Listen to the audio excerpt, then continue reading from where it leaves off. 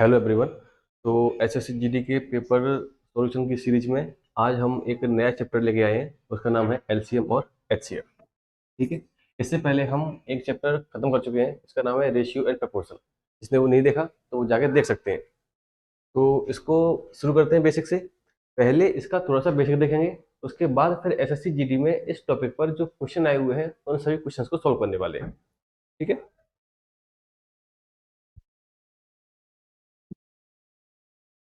चलो, तो हल्का सा इसका पहले बेसिक देखते हैं कि एलसीएम होता क्या है, एचसीएफ होता क्या है। एलसीएम, इसकी फुल फॉर्म क्या होती है? ये होती है लीस्ट कॉमन मल्टीपल। और दूसरा क्या है? दूसरा है अपना एच सी एफ। उसमें ये भी पढ़ने वाले हैं। ये होता है हाईएस्ट कॉमन फैक्टर। अच्छा, एच सी एफ का एक दूसरा नाम और भी है, इसको कहते हैं जी सी डी। क्या कहते हैं इसको? जी सी डी। कभी कभी ये पेपर में पूछ लिया जाता है, भाई इन संख्याओं का जी सी डी निकालिए। और हमने पहले नहीं सुना कि जी सी डी क्या होता है, तो फिर हमको दिक्कत हो सकती है। तो इसका ही एक दूसरा नाम है जीसीटी। इसको क्या बोलते हैं? इसकी फुल फॉर्म क्या होती है? इसकी फुल फॉर्म होती है ग्रेटेस्ट कॉमन डिवाइजर। ठीक। अब देखो जरा, समझते हैं एक एक से। पहले समझते हैं एलसीएम। एलसीएम क्या होता है? लीस्ट कॉमन मल्टीपल, यानी कि लघुत्तम समापवर्तक।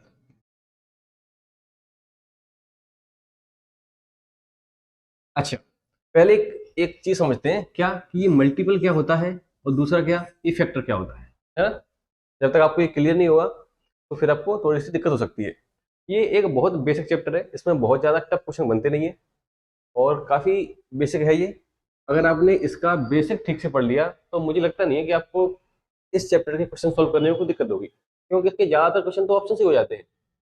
फिर भी समझते हैं इसको एक बार कि भाई मल्टीपल क्या होता है। मल्टीपल को हिंदी में बोलते हैं गुणज। क्या बोलते हैं? गुणज। किसी भी संख्या, कोई भी संख्या हो, उस संख्या का अगर हमको मल्टीपल पता करना है या उसके गुणज पता करना है, तो हम उस संख्या का पहाड़ा पढ़ते हुए जाते हैं। जैसे मैंने कहा, ऐसे इस पर समझो गुणज क्या होता है। किसी संख्या से कटने वाली सभी संख्याएं, किसी संख्या से कटने वाली सभी संख्याएं क्या होती हैं? गुणज होती हैं। आप कहोगे सर बात समझ में आई नहीं ठीक से, कैसे कटने वाली संख्याएं? चलो मैं आपको समझाता हूँ। तो पहले मैं हटा देता हूँ ऊपर से।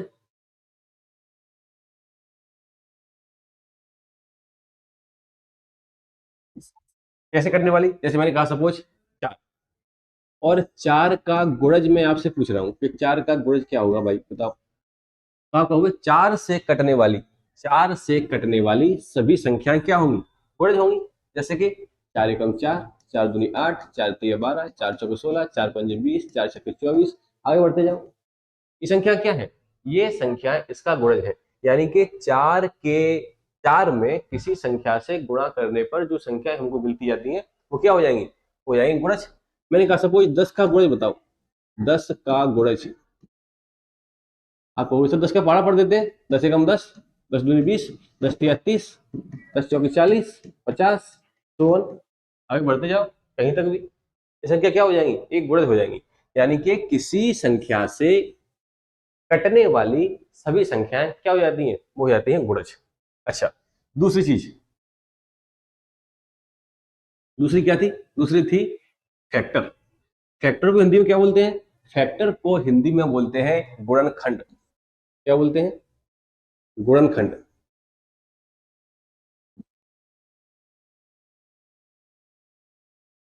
अच्छा, ये क्या होते हैं?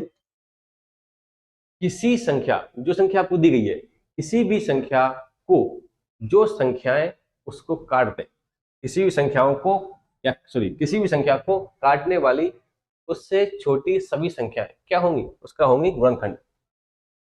किसी या दी गई संख्या को, दी गई संख्या को काटने वाली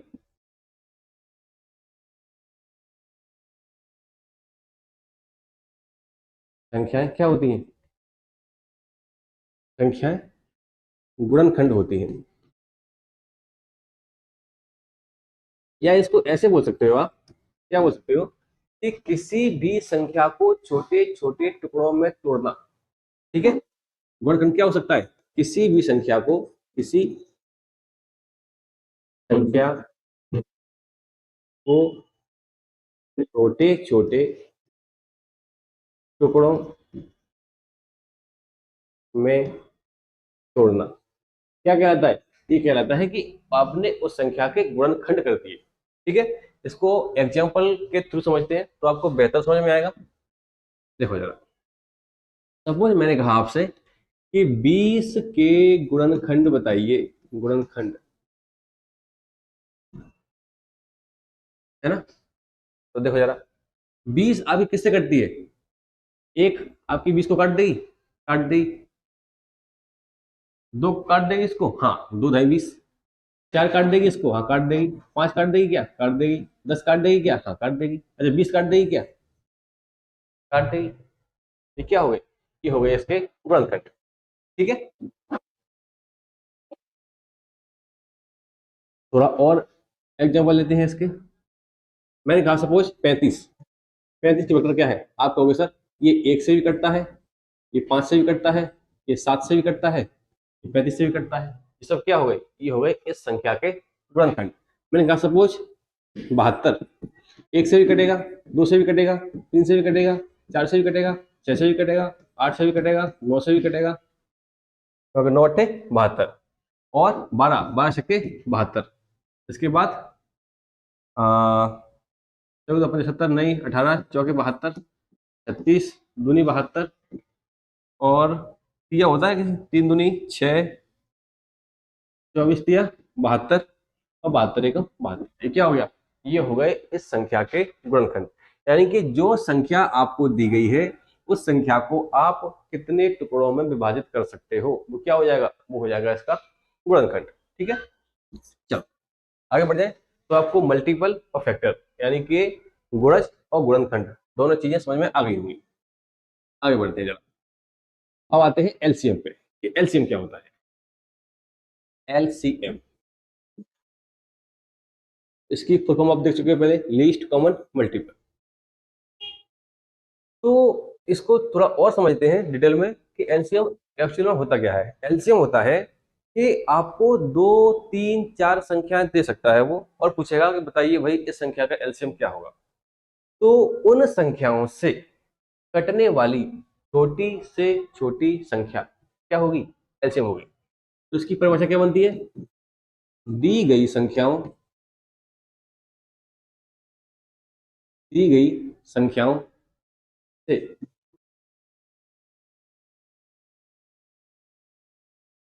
दी गई संख्याओं से कटने वाली, कटने वाली सबसे छोटी संख्या, सबसे छोटी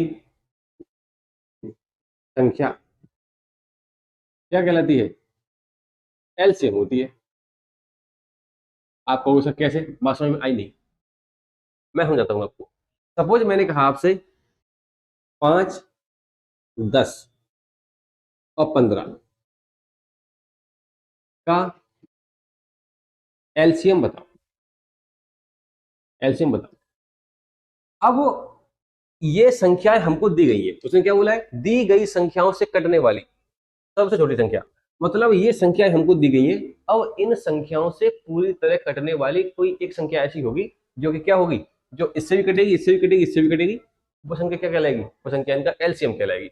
अच्छा देखते हैं जरा, 5 से कटने वाली संख्या कौन सी होती है, आप कहोगे सर 5 एकम 5, 5 दूनी 10, 5 तिया 15, 5 चौके 20, 5 25, 5 छक्के 30। आगे बढ़ते जाओ, बहुत संख्या है जो 5 से कटेंगी। 10 से कटने वाली संख्या कौन सी है? 10 एकम 10, 10 दूनी 20, 10 तिया 30, 10 चौके 40, और भी बहुत संख्याएं हैं तो कटने वाली हैं। 15, 15 एकम 15, 15 दूनी 30, 15 ती 45, 15 चौके 60, और भी संख्या है जो कटेंगी। ठीक है, तो इससे कटने वाली संख्या ये रही, इससे कटने वाली संख्या ये रही, इससे कटने वाली संख्या ये रही। अब इन तीनों से कटने वाली संख्या कौन सी है? जो संख्या आपकी इस लाइन में भी आ रही हो, इसमें भी आ रही हो, इसमें भी आ रही हो, आप कहोगे सर 30। क्या बोलोगे आप? ये सर 30 आपका यहाँ भी आ रही है, 30 आपका यहाँ भी आ रही है, 30 आपका यहाँ भी आ रही है। अच्छा, मतलब 30 आपका 5 से भी कट रही है, 10 से भी कट रही है, 15 से भी कट रही है, तीनों से कट रही है, तो इनका एलसीएम क्या हो जाएगा? एलसीएम हो जाएगा 30। हाँ जी, ये दिक्कत तो नहीं किसी को? अच्छा, क्या 30 से आगे और भी संख्या है जो कटेंगी? आप बोलोगे हाँ।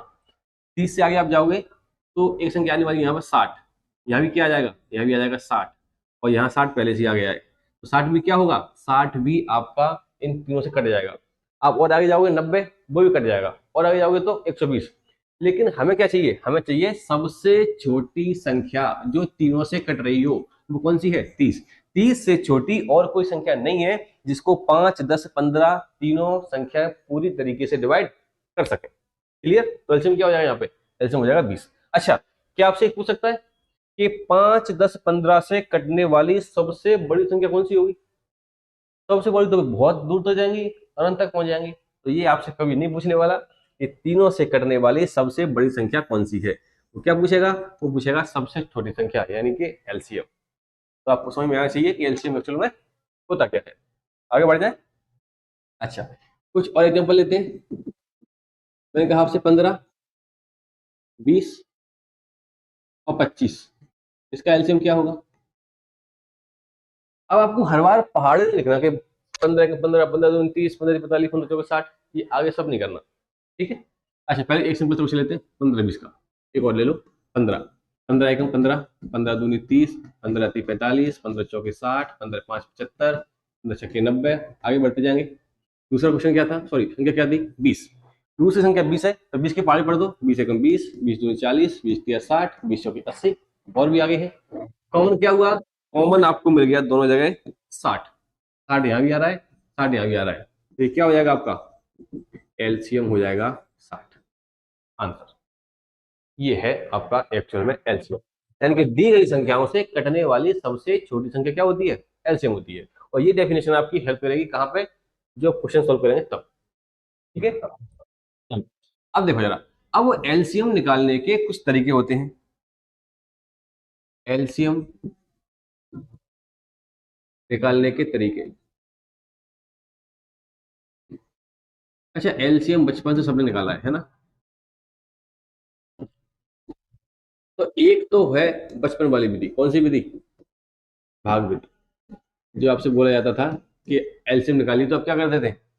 आप कुछ ऐसे करते थे, संख्या लिख ली, सपोज 10, 15, 20 का निकालना है, तो 10, 15, 20 आप लिख लिया, और आप यहाँ से भाग देना शुरू करते हो कि सर 5 से कट रहा है तो 5 दूनी 10, 5 तिया 15, 5 चौके 20, और 2 से कट रहा है 2 एकम 2, 3, 2 एकम 2, फिर 2 से काटेंगे, 3 से काटेंगे, और तब तक भाग जाएंगे जब तक नीचे एक एक एक ना आ जाए। तरीका था। तो ये विधि सबको आती है, इसमें कुछ नया है नहीं सिखाने के लिए। भाग विधि है ना। दूसरी है गुणनखंड विधि। गुणनखंड विधि, तो ये विधि मैं आपको सिखाऊंगा। ठीक है। कई लोग को पहले से आती भी होगी, तो उनका रिवीजन हो जाएगा, आप लोग रिवीजन कर लेना। ठीक है। चलो, तो ये सबको आती है, ये हम अभी सीखने वाले हैं भाग, सॉरी, गुणनखंड विधि। तो इसमें बेसिकली करना क्या होगा हमको, देखते हैं जरा। डाल लो हेडिंग फिर आप क्या? भाग विधि, सॉरी, गुणनखंड विधि।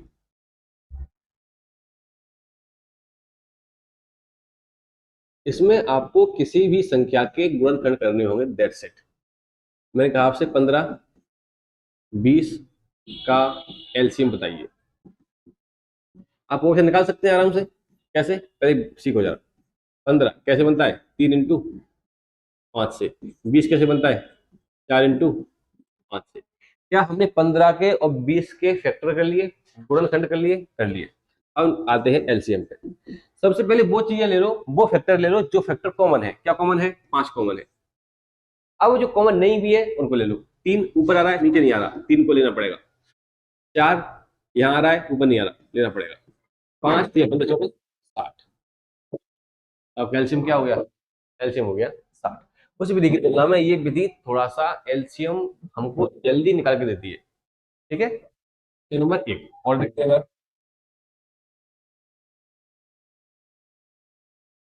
दूसरा। 20 36 और 15, इसका एलसीएम क्या होगा? फैक्टर करें। 20 का क्या होता है? 20 का होता है 4 × 5। 36 का क्या होगा? 36 का होगा 6 × अच्छा, अभी क्या कर रहे हैं अपन? छोटे छोटे पीस कर रहे हैं, है ना। हम बड़े बड़े फैक्टर भी कर सकते हैं, उसके लिए आपको थोड़ा सा समझना पड़ेगा। चलो मैं अभी बड़े कर देता हूँ। 6 × 6 और ये क्या है? 15। 15 क्या बनेगा? ये बनेगा 5 × 3। ठीक है, एलसीएम निकालते हैं इसमें। सबसे पहले कॉमन क्या आ रहा है? तीनों में कॉमन कुछ भी नहीं है ना। चलो अब देखो जरा, या पहले आप 2 2 सीख लो या 3 से सीख सकते हो, कोई दिक्कत नहीं है। चलो देखो जरा, आपका 4 यहाँ पे है और 4 यहाँ पर भी है। आपको कहाँ था 4? अच्छा, इसको मैं ऐसे ब्रेक करूँ तो 4 × 9, हाँ जी, दिख गया। तो 4 आ जाएगा। 5 ये 4 खत्म हो गया, दोनों में आ रहा है। 5 यहाँ पर भी है, यहाँ पर भी है, 5 आ गया। 3 यहाँ पर भी है, 3 यहाँ पर भी है, 3 आ गया। एक 3 और बचा, कितना आ गया? ये 3। 5 चौके 20 तिया 60, 60 तिया 180। ठीक है, आपको ध्यान देना पड़ेगा कि कौन सा फैक्टर हम पहले ले चुके हैं और कौन सा फैक्टर हमारा छूटा हुआ है। अगर आपके दिमाग में ये रह गया तो बस आपको इस मेथड में कोई दिक्कत नहीं आने वाली। ठीक है, सपोज एक क्वेश्चन और लेते हैं। मैं कहूंगा आपसे 120 और 80 का एलसीएम बताइए। तो 120 को तोड़ लो आप। 120 और 15 × 8, 15 8 120। 80 को तोड़ लो, 8 × 10। एलसीएम निकालना है। कॉमन क्या है? 8 तो कॉमन आ गया, आ गया। 5 यहां भी छुपा हुआ है, 5 यहां भी है, तो 5 आ गया। 5 यहां से गया तो क्या यहाँ 3 बच गया होगा? लेकिन 3 नीचे नहीं है, 3 को भी ले। 5 यहां से गया, एक 2 बचा होगा, 2 आ गया। कोई भी फैक्टर हमारा छूटना नहीं चाहिए। 8 × 5 = 40, 120 दूनी 240। तो हमारे सारे के सारे फैक्टर इसमें आ चुके हैं। ठीक है, और आप चाहो तो इसको छोटे छोटे टुकड़ों में ब्रेक कर सकते हो। अगर आप वैसे करोगे आपका आंसर तब भी सेम आएगा। देखो जरा, मैंने कहा सपोज 4 × 12 दूनी 24, 24 पंजे 120। इसको तोड़ लो। 4 दूनी 8 दूनी 16, 16 पंजे 80। अब निकालो एलसीएम। 4 कॉमन है, आप कहोगे हाँ सर है, तो 4 ले लो पहले। 2 कॉमन है, हाँ सर है, 2 ले लो। 5 कॉमन है, हाँ सर है, 5 को भी ले लो। अब 3 बचा ऊपर, 3 को ले लो। 2 बचा नीचे, 2 को ले लो। 4 दूनी 8 5 40, 40 120, 120 दूनी 240। तब भी आंसर क्या आएगा? सेम ही आने वाला है। ठीक है, तो सीधा सीधा डेफिनेशन दिमाग में रखो, क्या कि दी गई संख्याओं से कटने वाली सबसे छोटी संख्या क्या होती है? एलसीएम होती है। अब देखो 120 से भी कट रहा है, 120 दूनी 240। 80 से भी कट रहा है, 8 तिया 24। ये देखो, ये 20 से कटेगा, एलसीएम 20 90 180। 36 से कटेगा, 36 पंजे 180। 15 से कटेगा, 15 × 12 180। क्लियर है? तो ये है आपका एलसीएम लेने का तरीका। अच्छा, इसको आप थोड़ा सा और फास्ट में कर सकते हो। क्या कि आप जो हर बार फैक्टर लिख रहे हो ना, ये वाले, आपको ये नहीं लिखना। सपोज मैं कहूंगा आपसे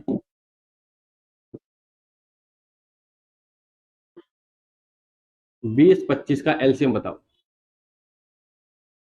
20 का क्या फैक्टर होगा? डायरेक्ट निकालते हैं अपन।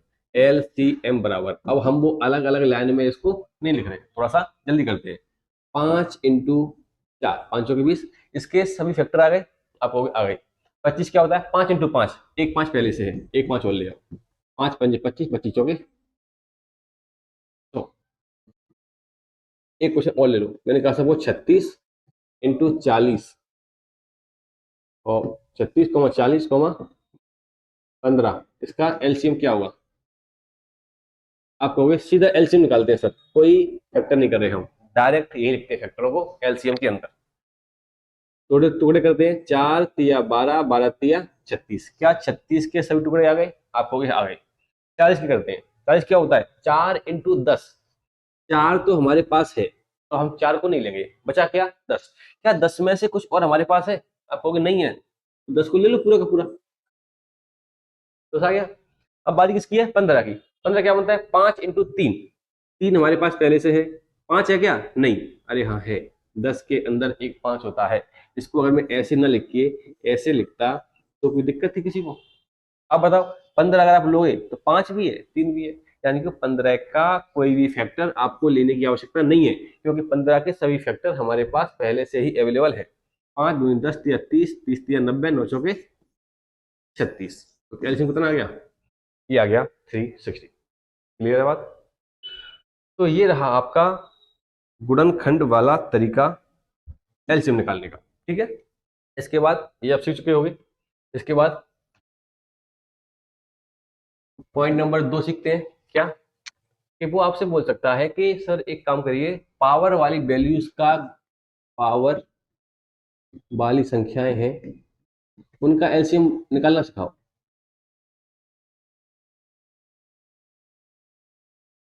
एलसीएम देखो जरा, मैंने कहा सपोज 2 की पावर 4 इंटू 3 की पावर 5 इंटू 5, कॉमा 2 की पावर 3 इंटू 3 की पावर 4 इंटू 5 की पावर 2, इनका एलसीएम क्या होगा? निकाल सकते हो आराम से, कोई दिक्कत नहीं है। एलसीएम बराबर, हमको कोई फैक्टर छोड़ना नहीं है। यहाँ क्या है? 2 की पावर 4, यहाँ क्या है? 3, तो हम क्या लेंगे? बड़ी पावर लेंगे, क्योंकि हम किसी भी फैक्टर को छोड़ नहीं सकते। 2 की पावर 4, 3 क्या है? यहाँ पे 3 है 5 बार, यहाँ 3 कितनी बार है? 4 बार, तो हम क्या लेंगे? 3 को 3 लेंगे 5 बार। यहाँ 5 कितनी बार है? 1 बार, यहाँ कितनी बार है? 2 बार, कितनी बार लेंगे हम? 2 बार। Answer A. एग्जाम्पल नंबर दूसरा,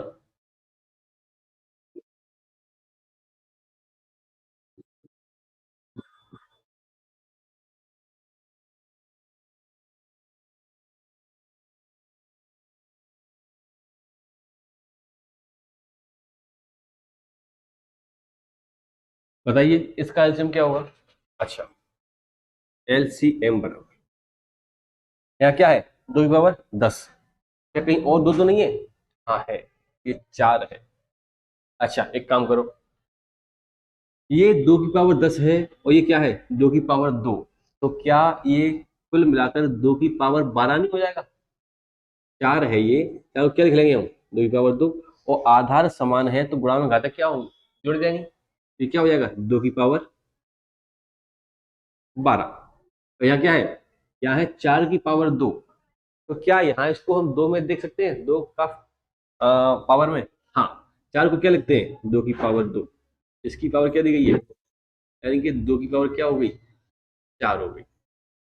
क्लियर है बात? तो यहाँ 2 की पावर है 12 बार, यहाँ 2 की पावर कितनी है? 4 बार, तो क्या लेंगे हम? 2 की पावर 12, बड़ी वाली वैल्यू लेंगे हमेशा। दूसरा, 3 कितनी बार है? यहाँ 1 बार, वहां कितनी बार है? 2 बार, तो 2 बार लेंगे। 5 यहाँ कितनी बार है? 7 बार, वहां कितनी बार है? एक भी बार नहीं, तो हम 5 को ले लेंगे 7 बार। ठीक है, तो ये हुआ आपका पावर वाली संख्याओं का एलसीएम। पावर में एलसीएम इस तरीके से लेते हैं। ठीक है, पॉइंट नंबर नेक्स्ट, क्या बोलता है वो कभी बोलता है आपसे कि सर P/Q वाली संख्याओं का, वाली संख्याओं का एलसीएम बताओ। तो आपसे यही पूछ सकता है। कैसे? संख्या देगा आपको, सपोज A/B C/D E/F का एलसीएम बताइए। जब भी कभी ऐसा क्वेश्चन आता है तो हम क्या निकालने जा रहे हैं, हम निकालने जा रहे हैं एलसीएम। कैसे निकालेंगे इसको, ए बी सॉरी ए सी और ई, ये क्या है, ये है आपके नोमिनेटर, है ना, यानी कि अंश। तो हम अगर एलसीएम निकाल रहे हैं तो अंश वाली संख्याओं का क्या निकालेंगे, एलसीएम निकालेंगे, और हर वाली संख्याओं का क्या निकालेंगे, एचसीएफ निकालेंगे। ये क्या आ गया आपका, ये आ गया एलसीएम। P/Q की फॉर्म में दी गई संख्याओं का एलसीएम ऐसे निकलता है। एक इसका एग्जांपल लेके देखते हैं।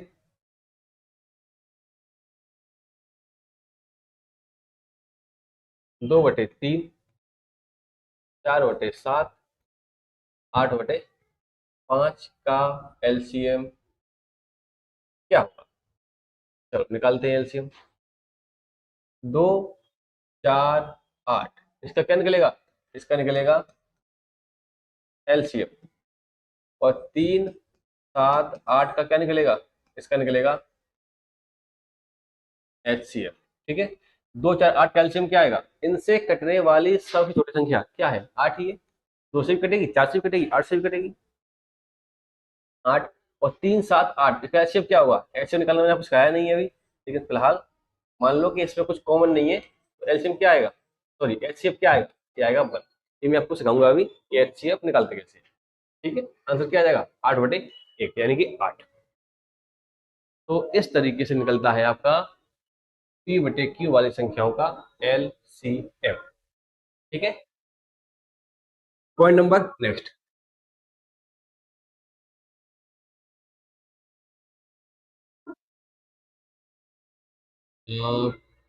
ठीक है,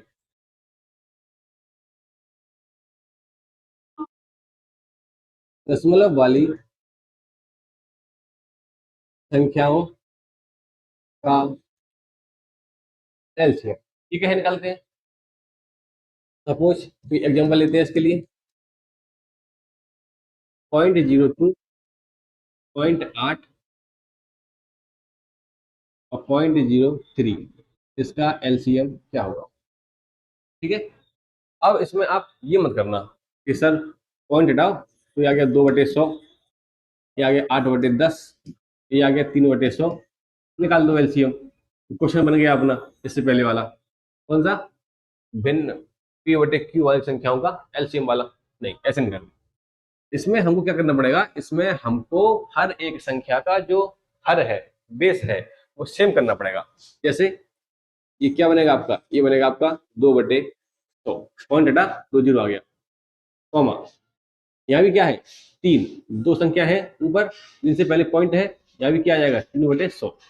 अगर यहाँ पर इसके बेस में 100 है, इसके बेस में 100 है, तो हमको इसके बेस में क्या करना पड़ेगा, 100 लेके आना पड़ेगा। आप कहोगे लेकिन यहाँ पर तो एक ही दशमलव है, नीचे 10 आना चाहिए, तब भी हम इसको क्या करेंगे, 100 बनाएंगे। लेकिन ये जीरो हम एक्स्ट्रा लेके आए हैं, तो एक जीरो हम ऊपर भी लेके आएंगे। क्लियर है, संख्याओं का हर बड़े से बड़ा होना चाहिए। अगर यहाँ एक में 3 जीरो होती, एक में 2, एक में 1, तो हम सब में क्या करते, हम सब में 3 3 3 जीरो बनाते बस। अब वही तरीका आपका पहले वाला, क्या तरीका है कि ऊपर का ले लो एलसीएम, 2, 80, 3, इसका लेना है एलसीएम, 2, 80 और 3 का बटे, और इसका लेना है एचसीएफ, तो 100, तो 100 का क्या आएगा, इसका आएगा एचसीएफ।